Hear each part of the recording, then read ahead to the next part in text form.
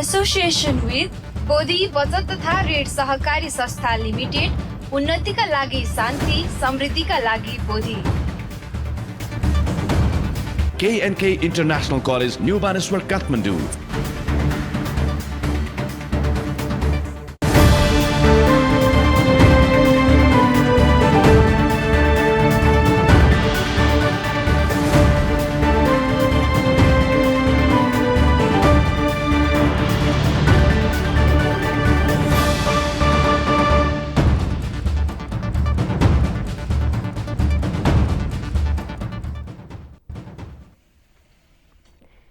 नमो तस्सा भगवतो अरहतो सम्मा सम्बुद्धस्स।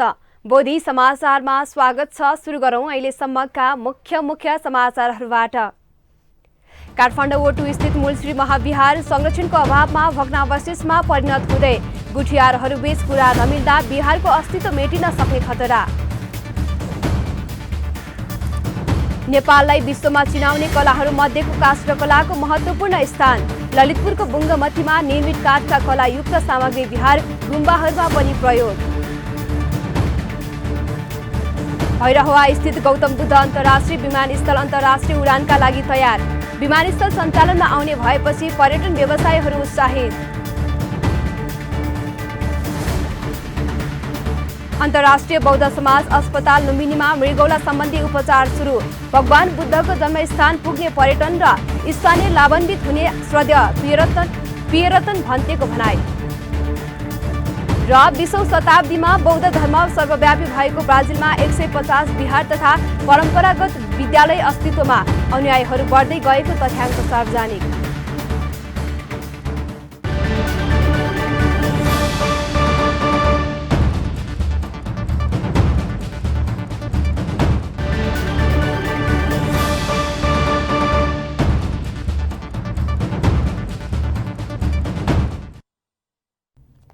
अब समाचार विस्तारमा।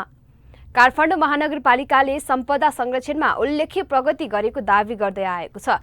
बिहारको निर्माण र पुनर्निर्माणपछि भवनको उद्घाटनमा पछिल्लो समय मेयर उपमेयरको भ्याइ नभ्याइ सक्रियता पनि देखिन्छ। तर राजधानीको मोटु वटुमा रहेको मूलश्री महाविहार भग्नावशेषमा परिणत हुने खतरा बढिरहेको छ। यति हुँदा पनि कसैको ध्यान गएको देखिँदैन। एक रिपोर्ट।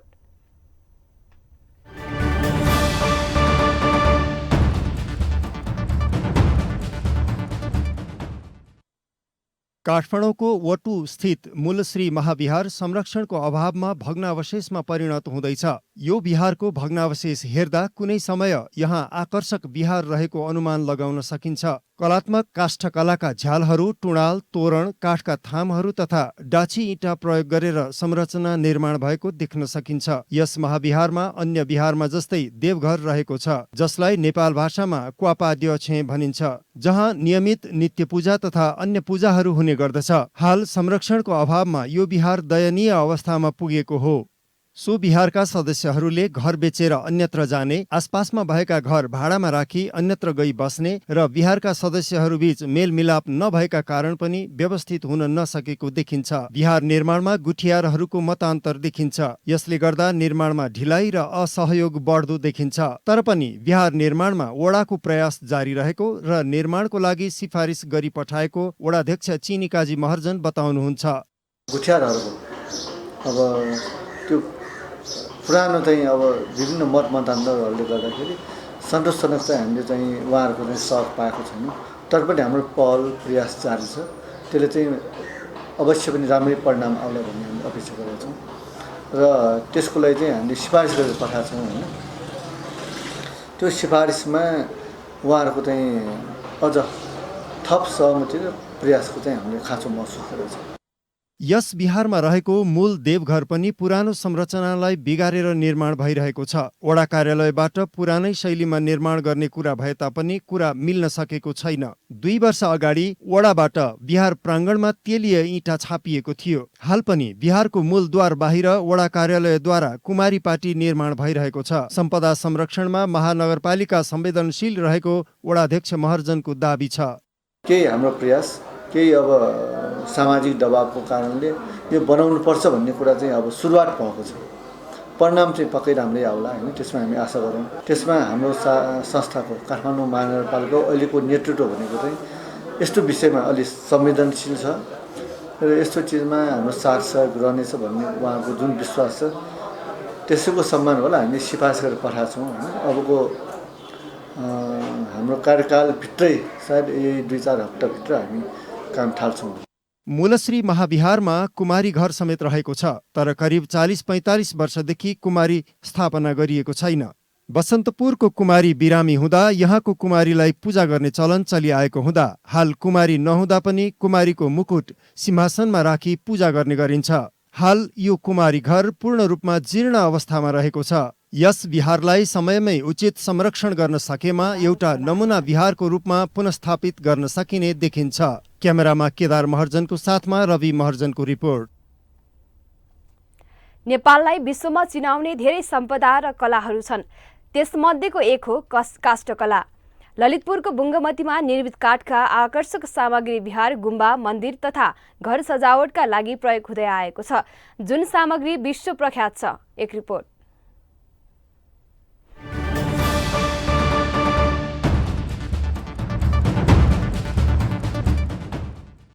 ललितपुर स्थित बुङ्गमती विश्व सम्पदा सूचीकृत ऐतिहासिक क्षेत्र हो। यहाँ पौराणिक र शिखर शैलीमा निर्मित मन्दिर छ। स्थानीय नेवार समुदायको बस्ती छ। मन्दिर र बस्तीसँगै पोखरीहरू पनि छ। त्यसैले यो विश्व सम्पदा सूचीमा सूचीकृत हुन पुगेको छ। यो मन्दिर 1500 वर्ष पुरानो मानिन्छ। आन्तरिक तथा बाह्य पर्यटकको लागि आकर्षक पर्यटकीय गन्तव्य स्थलको रूपमा पनि परिचित छ। त्यति मात्र नभई बुङ्गमती काष्ठकलाको रूपमा पनि प्रख्यात मानिन्छ। यहाँ बन्ने काष्ठकला विश्वभरि नै प्रख्यात छ।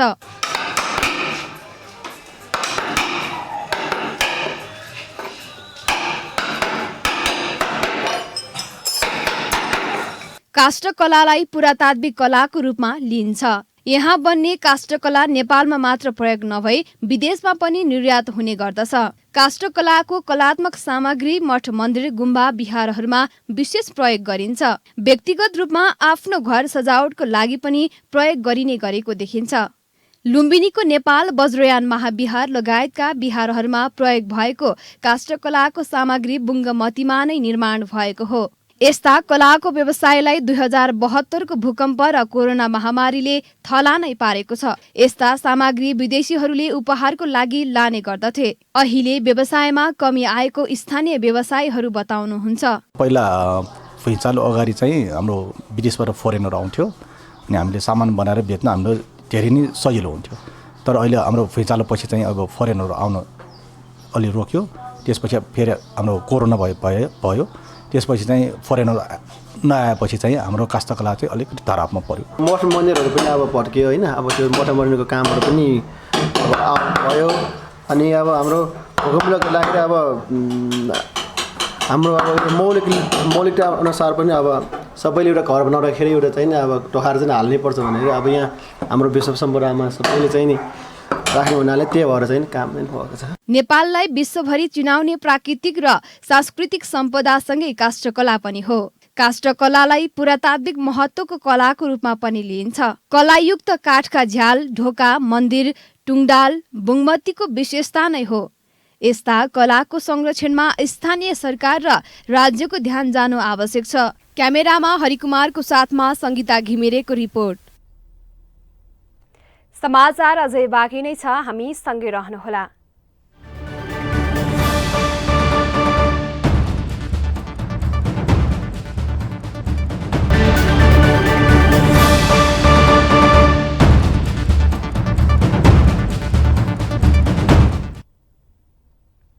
विश्रामपछि स्वागत छ। अब बाँकी समाचार। भैरहवा स्थित गौतम बुद्ध अन्तर्राष्ट्रिय विमानस्थल अन्तर्राष्ट्रिय उडानका लागि तयार भएको छ। एरोथाईको जहाजबाट यो विमानस्थलमा क्यालिब्रेसन उडान सफल भएसँगै विमानस्थल उडानका लागि तयार भएको हो। यता व्यवसायीहरू पनि विमानस्थल सञ्चालनमा आउने भएपछि उत्साहित भएका छन्। एक रिपोर्ट।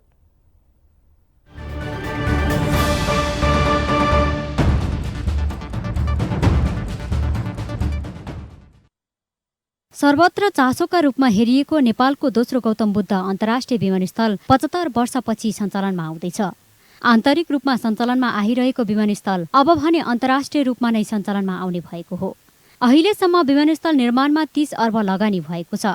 परीक्षणपछि विमानस्थलमा राखिएको रुट, लाइटिङ, सञ्चार उपकरणहरूबारे विस्तृत रिपोर्ट सार्वजनिक भएको छ।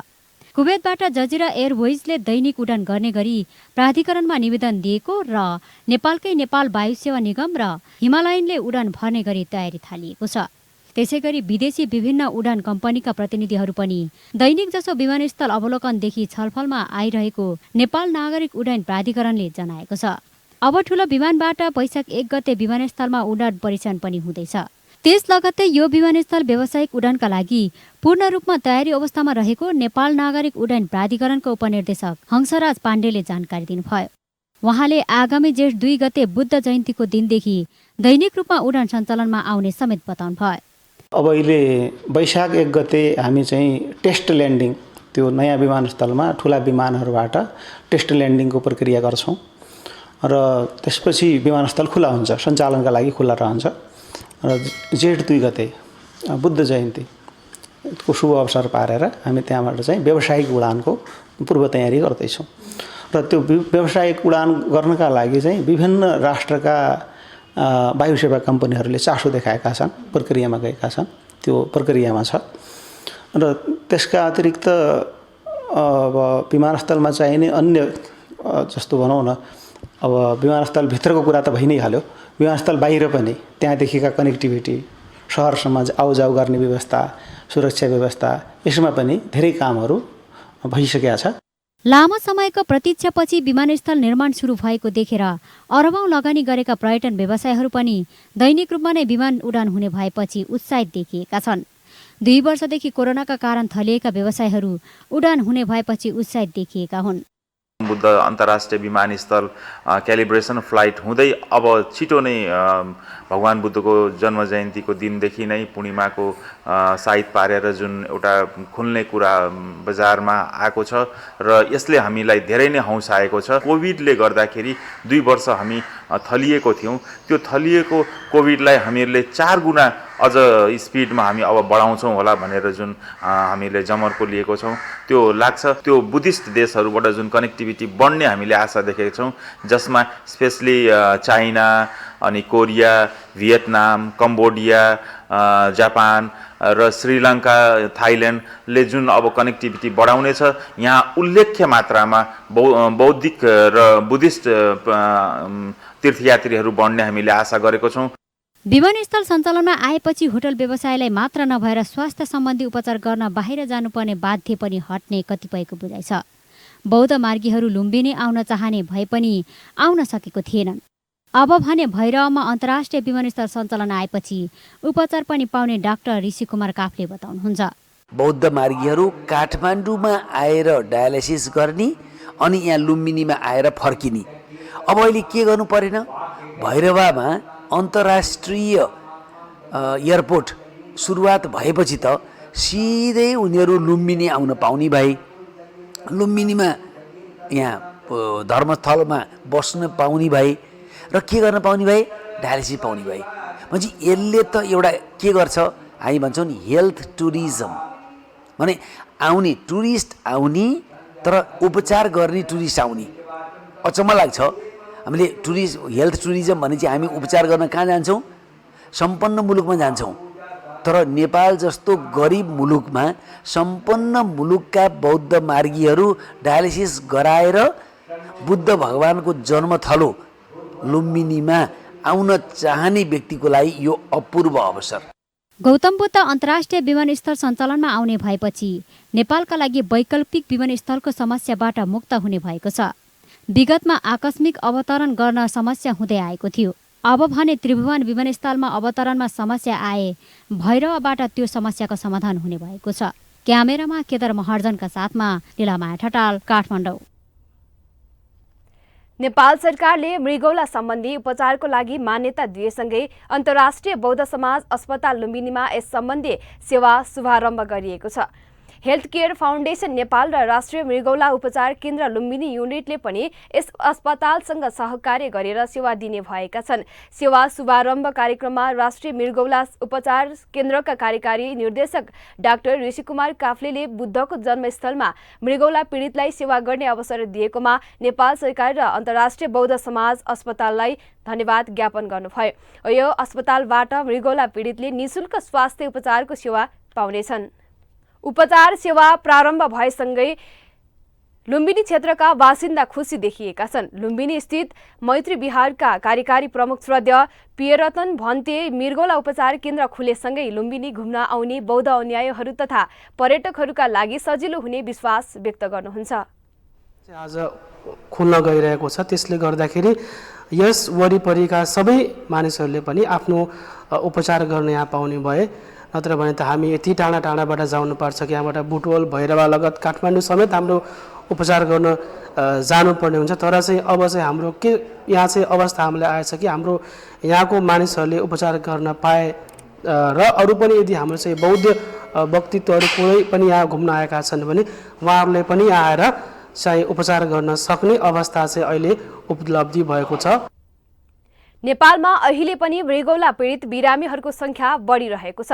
जिल्ला अस्पतालहरूमा मृगौला उपचार र डायलिसिस गर्ने सुविधा नभएको बेला लुम्बिनीमा प्रदान गरिने सेवाले बिरामीहरूलाई थप राहत पुग्ने विश्वास गरिएको छ। बागलुङ जिल्लाको गलकोट नगरपालिका 11 स्थित उदय बौद्ध विहारको पूर्वाधार निर्माण भएपछि धार्मिक पर्यटकहरूको आवागमन बढेको छ। बौद्ध धर्मावलम्बीको मुख्य स्थलका रूपमा परिचित उदय बौद्ध विहारलाई गलकोट क्षेत्रकै प्रमुख धार्मिक गन्तव्यका रूपमा विकास गर्ने उद्देश्यले भौतिक पूर्वाधार निर्माणलाई निरन्तर प्राथमिकतामा राखिएको गलकोट नगरपालिकाले जनाएको छ। झण्डै 15 रोपनी क्षेत्रफलमा फैलिएको बुद्ध विहारको उचित प्रचार प्रसार हुन नसके पनि आन्तरिक पर्यटकहरूको चहल पहल दैनिक बढ्दो छ। विहारमा शान्ति पूजा स्तूपा, पक्की भवन, धर्म महल लगायतका संरचनाहरू निर्माण भएका छन्। डाँडामा अवस्थित स्तूपाहरू सहितको विहार निकै मनमोहक रहेकाले डोरपाटन जाने पर्यटनहरू पनि आकर्षित हुने गरेको स्थानीयवासी बताउँछन्। देशका विभिन्न जिल्लाबाट डोरपाटन आउने पर्यटकहरू लोकमार्ग झरेर बुद्ध विहारको अवलोकन गर्ने गरेका छन्। दैनिक बौद्ध परम्परा अनुसार पूजाआजा हुने यो विहारमा बुद्ध पूर्णिमामा ठूलो मेला लाग्ने गरेको छ। आगामी बुद्ध जयन्ती पनि विशेष रूपले मनाउन विहार संरक्षण समिति आवश्यक तयारीमा जुटेको छ। समाचार अझै बाँकी नै छ, हामी सँगै रहनुहोला।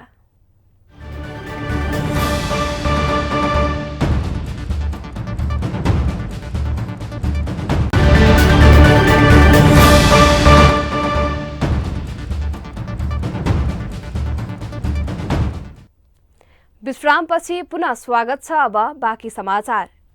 काठमाडौँको पाटनबाट धार्मिक भ्रमणमा सहभागी एक समूहले मंगलबार लुम्बिनी स्थित मायादेवी मन्दिरमा नाम संगीती पूजा गरेको छ। पाटनको अक्टोल काटी समितिको तर्फबाट धार्मिक भ्रमणमा रहेको 30 जनाको टोलीले मंगलबार मायादेवीमा नाम संगीती पूजा गर्दै जगतसुत्त प्राणीको पुण्य हेतुको कामना गरेका हुन्। भ्रमण टोलीमा सहभागीहरूले लुम्बिनीको वातावरण अत्यन्त राम्रो रहेकोले यहाँको भ्रमण गर्न उपयुक्त समय रहेको सन्देश पनि दिएका छन्। अनुयायीहरूले लुम्बिनीमा पुगेर पूजा तथा ध्यान गर्दा मन शान्त हुने गरेको बताए। पाठ गर्यौं है, सबै प्राणीहरू जगतो हिताय जगतो सुखाय गरिकन हामी सबैलाई प्राणीहरूको लागि चाहिँ सुख शान्तिको कामना गर्दै हामी चाहिँ यहाँ अहिले पोखर पाठ गरेको थिएँ। यस्तै यहाँ चाहिँ अहिले चाहिँ एकदम यहाँ चाहिँ वातावरण चाहिँ एकदम राम्रो छ है। यस वातावरण राम्रो भएको अरू साथीहरूलाई पनि यहाँ आएर चाहिँ यस्तै पाठ गर्दै यहाँ पुण्य कमाउनको लागि चाहिँ यहाँ आए पनि हुन्छ भन्ने हामी ठान्दछौँ। हाम्रो यो अकाटोलको काटी शिव समितिबाट चाहिँ हामी चाहिँ आएको थिएँ है। यो टोलीले आजै कपिल वस्तुको भ्रमण गरेर भोलि पुनः लुम्बिनीमा ध्यान तथा दीप प्रज्वलन गर्ने भएका छन्।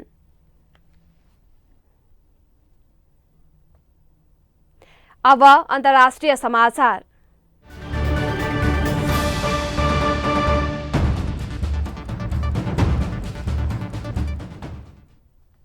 दक्षिण अमेरिकी राष्ट्र ब्राजिलमा 20औं शताब्दीमा आएर बौद्ध धर्म सर्वव्यापी भएको थियो।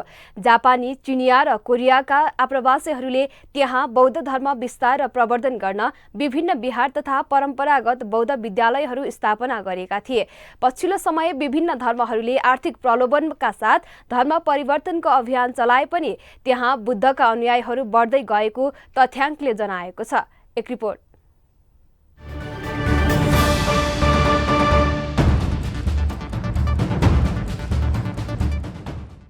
दक्षिण अमेरिकाको सबैभन्दा धेरै जनसङ्ख्या भएको राष्ट्र ब्राजिलमा अहिले पनि 150 भन्दा बढी बौद्ध परम्परागत विद्यालय तथा बिहारहरू सञ्चालनमा छन्। 20औं शताब्दीको सुरुवातमा जापानी आप्रवासीहरूले ब्राजिलमा बौद्ध धर्मको व्यापक प्रचार प्रसार गरेको पाइन्छ। सो समयमा जापानी र चिनियाहरूले बौद्ध धर्म र शिक्षा विस्तार गर्न थुप्रै परम्परागत बौद्ध विद्यालयहरू सञ्चालनमा ल्याएका थिए। 19औं शताब्दीमा नै जापानमा लोकप्रिय बनिसकेको बौद्ध धर्म ब्राजिलका नागरिकले पनि निकै रुचाए। त्यहाँ निर्माण भएका विहार तथा गुम्बाहरूमा बौद्ध धर्मको अनुसरण गर्ने र बौद्ध शिक्षाबारे जिज्ञासा राख्नेहरूको चहल पहल बढ्न थाल्यो। मानिसहरूको आकर्षण बढेसँगै बौद्ध शिक्षा पढाइ हुने विद्यालयहरू थप विकास भए। विद्यालयहरूको सहयोगमा छोटो समयमै ब्राजिलले बौद्ध धर्मलाई अनुसरण गर्न थाल्यो। जापान, चीन, कोरिया लगायतका राष्ट्रबाट आएका आप्रवासीहरूले ब्राजिलमा बौद्ध धर्म विस्तारमा सक्दो प्रयास गरे। यो अवधिमा बौद्ध धर्मको प्रचार प्रसार र विस्तारको लागि विभिन्न सङ्घ संस्थाहरूको पनि स्थापना भए। तर पछिल्लो समय विभिन्न धर्मले आर्थिक प्रलोभनमा पारेपछि बौद्ध धर्म ब्राजिलमा छाया परेको छ। यद्यपि त्यहाँ अस्तित्वमा रहेका विद्यालय, विहार र विभिन्न सङ्घ संस्थाहरूले यो धर्मप्रति पुनर्जागरण ल्याउने प्रयास गरिरहेका छन्।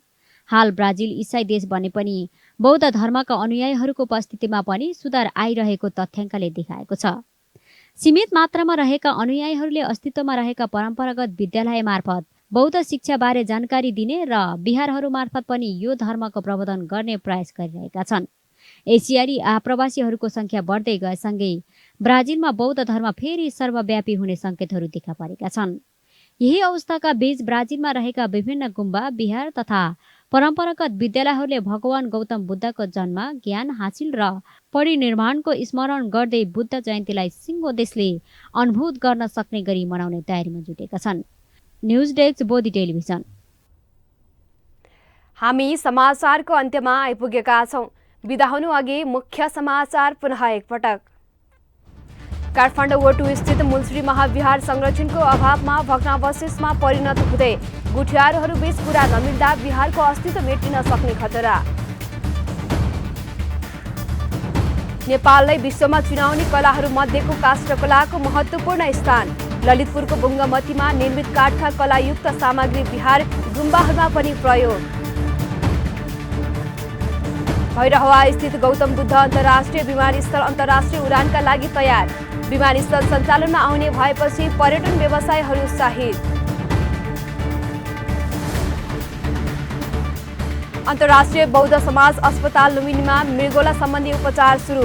भगवान बुद्धको जन्मस्थान पुग्ने पर्यटक र स्थानीय लाभान्वित हुने श्रद्धेय पियर्टन भन्तेको भनाई। र 20औं शताब्दीमा बौद्ध धर्म सर्वव्यापी भएको ब्राजिलमा 150 विहार तथा परम्परागत विद्यालय अस्तित्वमा, अनुयायीहरू बढ्दै गएको तथ्याङ्क सार्वजनिक। समाचार अहिलेलाई सकियो। बोधी टेलिभिजनका सम्पूर्ण कार्यक्रम bodhi.tv, युट्युब र फेसबुकका साथै मोबाइलमा बोधी टिभी एप डाउनलोड गरेर पनि हामीलाई प्रत्यक्ष हेर्न र पढ्न सक्नुहुनेछ। सकारात्मक सोच र कुशल संस्कारको लागि बोधी टेलिभिजन हेर्दै गर्नुहोला। भवतु सर्वमङ्गलम।